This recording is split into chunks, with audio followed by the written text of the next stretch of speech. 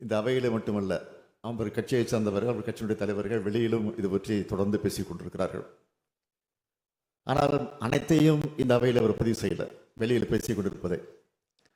அதானியோடு முதலமைச்சருக்கு தொடர்பு இருக்கிறது, அதானியை முதலமைச்சர் சந்தித்து விட்டு சென்றார் என்னெல்லாம் பேசியிருக்கிறார். அதையும் பேசுவார் என்று தான் எதிர்பார்த்தேன். பேசவில்லை. என்ன காரணம் என்று தெரியவில்லை.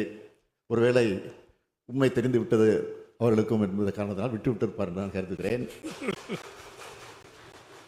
தமிழ்நாட்டில் அதானி குழுமத்தினர் தொழில் முதலீடு குறித்து பொதுவெளியில் வரும் தவறான புகார்களுக்கு நம்முடைய மின்துறை அமைச்சர் செந்தில் பாலாஜி அவர்கள் தெளிவான விரிவான விளக்கத்தை தொடர்ந்து 2-3 முறை விளக்கியிருக்கிறார்கள். அதற்கு பிறகு தொடர்ந்து இதை பற்றி செய்தி வந்து கொண்டுதான் இருக்கிறது.